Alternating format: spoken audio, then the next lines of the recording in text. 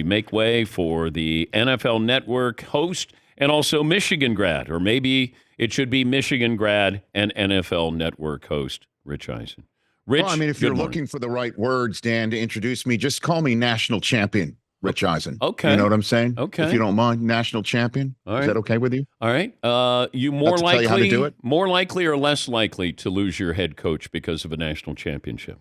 I think more likely. I think it was likely either way, straight up.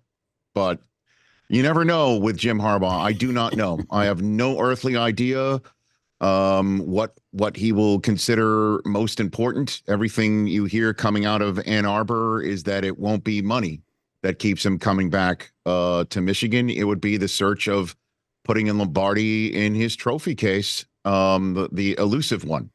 And we'll also find out, again, his setup in Ann Arbor is to his liking, not just professionally, but apparently he lives next door to his parents who can come by and see the grandkids. He feeds his chickens in the backyard. When the kids, when the students come by, he's already turned around his thought apparently about eating chicken. Once upon a time, it was a nervous bird. Now he's eating chicken again.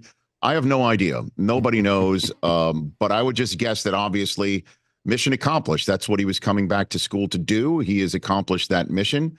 And if he moves on, it would be totally understandable. How do you respond to the haters who think that this title is tainted?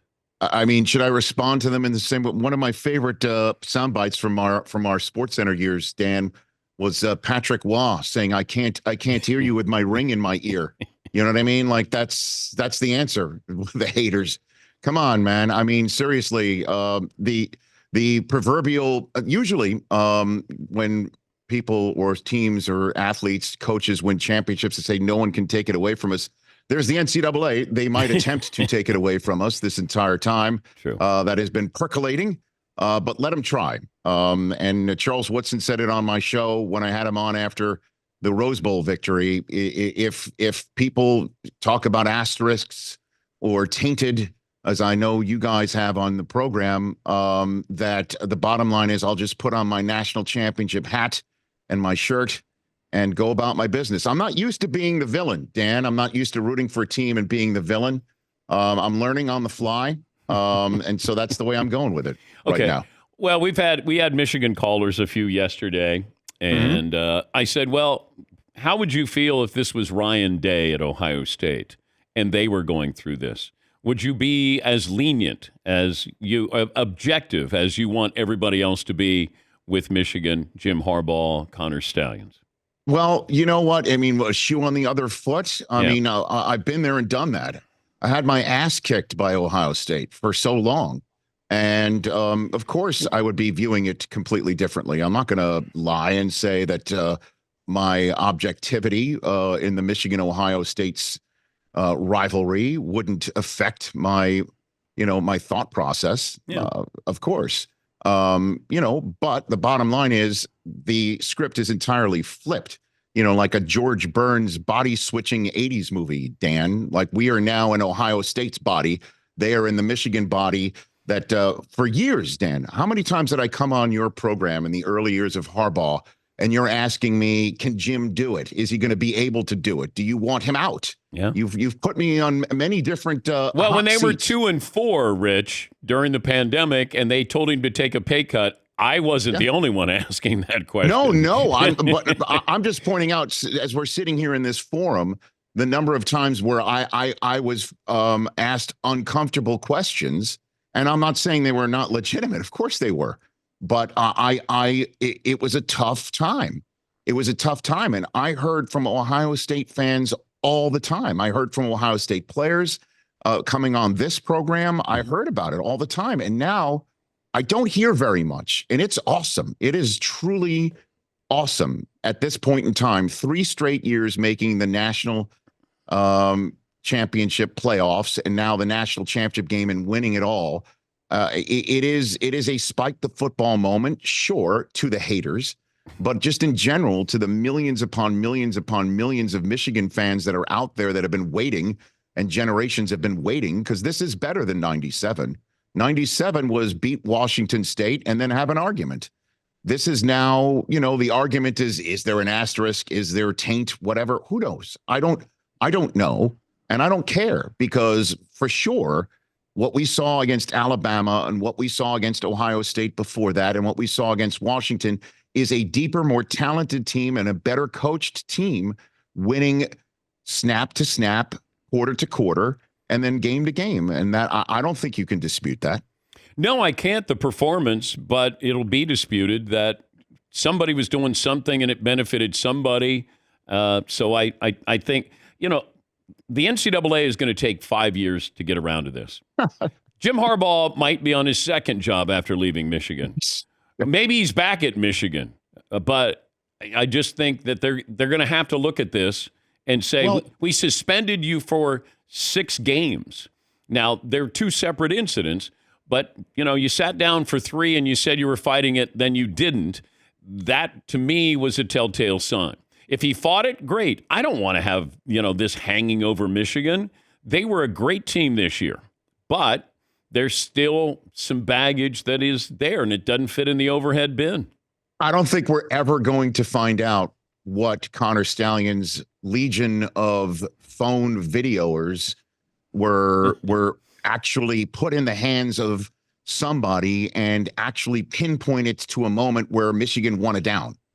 When this all happened, Dan, the video that came out of C.J. Stroud pre-snap in a game against Michigan, and you could see behind him Michigan defenders or kids on the sideline jumping and pointing to the sky, and Stallions was whispering in the ears of the defensive coordinator and the coach at the time. Everyone was like, there it is, like the Rick Dalton gif from Once Upon a Time in Hollywood. There it is. That's it. And then when you actually look at the play, C.J. Stroud scored on that drive. Let me tell you this, Dan, the number of times that apparently Conor Stallions cheated to Michigan's success against Ohio State, I wish that would have put me in a rocking chair much sooner than they did on the actual day when Michigan was actually down at halftime. Is that what it was? Like the cheating, they were just holding back just enough for Michigan to not lead by halftime? And again, Dan, how many times have you been on vacation with your beautiful family and you're standing there in a wonderful vista and you're maybe taking a selfie? I don't know if you're a selfie guy. And then somebody goes, hey, let me take this photograph for you. And you hand them your phone and they take like forever to shoot the cat. And then they hand you back your phone and the photograph is thoroughly unusable. Like there's no chance. You're thinking in your head as the photograph's being taken, this is going to be the holiday card I sent to Rich and Susie and everyone else. And, and that's how I'll swap family cards with the Bermans, and so bottom line is you get handed back an unusable photograph. So every video that Conor Stallions' minions took was not only pristine and perfect and captured exactly what they were looking for, but it wound up in the proper hands to be used at the proper time to the best effect. Listen, that's for the haters, and that's for the NCAA to figure out. But Jim sat down for 6 games, and he did sit down for 3, and the 3 most difficult ones, including one where he found out he was being sat on the flight out on a day that courts were closed and Michigan couldn't push back because it was a national holiday. Purposeful? Who knows? For another day. Bottom line is there's a banner, there's a ring, and that banner will always fly in Michigan Stadium. And I can never, ever thank and repay these kids and the coaches and the staff of Michigan enough, because it has been an incredible run. Incredible. Talking to a Michigan grad, Rich Eisen, NFL Network host. You couldn't tell. No, could not tell. Right. All right. If you had to guess on Bill Belichick. Yeah. What would you? It would be parting ways, I think. And going where? I don't know. That I have no earthly idea. Nobody does. If you're the NFL, where would you want to place him? Washington, D.C. Okay. Put him in the money division. Have him take on the Giants, his old team, twice a year. Have him, hooked up with a generationally talented quarterback at this stage of his career in the same way Greg Popovich has been hooked up with Wembanyama at this part of his career. Let him go against Dallas twice a year on Thanksgiving, once in a while. Let him go into Philadelphia and try and bring the Commanders back to prominence. in late windows on Fox as much as possible against the like. That's if you're the league, I think that's where you would pinpoint his location next. I saw where the ratings for the entire season for the NFL were up 7%. Mm-hmm. And that's hard to do because I don't know where you're getting your audience from. And I don't know how much ratings matter to the NFL from the standpoint of you have Amazon on Thursday night. You're going to have Peacock streaming this playoff game. Yeah.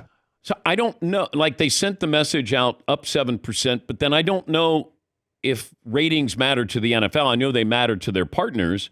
Sure. But is that a interesting number to you?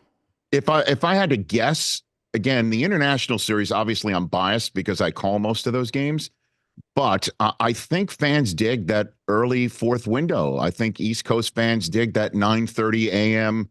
kick on certain weeks. Mm-hmm. And I think Christmas Eve night, triple headers on Saturday, double headers on ESPN on back-to-back Saturdays, because I think the NFL has been really smart in placing their markers on weekends when college football is done with its regular season and its conference championship season, and kind of seeds the ground to get ready for the once upon a time most wonderful time of the year. The NFL is kind of sneaking in there. That Friday game on Amazon, the Black Friday game that I think is going to be huger and huger every year. If I had to guess, that's probably where the audiences came from. All right, if I said that you could win a sports Emmy, okay, or Jim Harbaugh goes back to Michigan, you can't have both, only one. You and your show, okay, win a sports Emmy, or Jim Harbaugh comes back to Michigan. Now my guys are hearing this question around me, Dan. So you said me, and then you said my show. Well, it's your show, but it's your crew there too. Okay, so my crew would be honored as well as it'd be the Rich Eisen show. Okay, no, you said I would win an Emmy. So again, because you would go up and get it. You'd go. I'm halfway to Susan Lucci in terms of the sports host. You know what I mean? Like that. I sit in starving and thirsty for 3.5 hours until they finally announce that award every year. But it never changed my life when I won a sports Emmy. So I'm just telling you, it won't change your life, but it could change. You'd like to find out if it'll change your life. I won't walk down the street and say, that's the guy who finally beat Tirico? Yeah. Answer the question. It's the guy who finally beat your crew. Ernie? Your crew wants you to answer. Would you rather the show won the sports Emmy, or Jim Harbaugh comes back to Michigan? I would rather the show win an Emmy instead of Jim Harbaugh coming back to Michigan. Okay, all right. I don't know if you see what I'm doing at the same time. Tim. No, it's not. That's not working. You're shaking your head. Okay. Sorry to lie detector. Keep your radio audience out of the joke. Lie detector. Look at you. Yeah. Look at you. Yeah. What moves you? What dude? Does any sports team move you in the same way that Michigan moves me? Are you out of that game, Dan? I've been out of that game since I went to ESPN. What do you mean? It's called being a journalist, Rich. It's called being a journalist. All right. Being a but shows like this, Dan, it's called the Dan Patrick Show. It's not called the journalism show that Dan Patrick brings you. They want fans want to know what you think and moves you, and what moves me is a great story. Right. I don't have any rooting allegiance anymore. None for anything. No. You don't watch a Bengals game? No. I'm trying to choose any from for Ohio State against Michigan. No, you don't deep down root against Michigan, Dan? No. Deep down, your Buckeye roots? I was hoping Michigan would win when they beat them a couple of years ago. Yes. If Ohio State keeps beating Michigan, it's not a rivalry. I'm glad that Michigan won. I am. Okay. It's better for the story. It's all about the story. Rich, I'm a storyteller is what I am. I thought you're a tapestry weaver. No. Quite frankly. No. That's what you do is you weave. I'm a Tom Rinaldi kind of storyteller. Oh, God. The slow Fox music? Is that what you're saying? Yes. Did we play the slow Fox music going to break? You got to be a piano. Whenever you see Tom Rinaldi and he's got a piano behind him, somebody died. Somebody died. Here comes Tom Rinaldi. Oh, he's got the piano. No, but if he comes without the piano, you're like, let's do that sit down. You know what I mean? I'll tell you my story, but he brings the piano. That's the same guy. You don't want to be the player when they play the slow Fox music to break. Are you getting a Michigan tattoo just like Jim Harbaugh is? No, I'm not getting a tattoo, Dan, but I'm going to get my championship hat and my shirt, and I will wear it proudly amongst all the haters. What? The haters. Oh, there it is. Okay. Hey, I hear it. you haters out there. Hey, you haters out there. No, that's not the lyrics. You. F you. No, I'll send you the lyrics, Dan. Okay. I'll send you the lyric. Okay. It is a great fight song. And Thank you. And a great helmet. Thanks for giving me that. Yeah. So congratulations. And in 5 years, I'll have you on the show. Oh, I won't be doing the show when they take away the banner. Oh. So I'll have you on mine then. Okay, that'll be good. I'll come on your show. All right. You're always welcome. That's Rich Eisen. He hosts the Rich Eisen Show on Roku and, of course, NFL Net. He's got a busy weekend coming up. Are you working Saturday and Sunday, Rich? Stan, I'm working as many days as I possibly can. Blood from the stone. I'm there. You. I love it. I'm there for America. I love it. All right, we'll come back.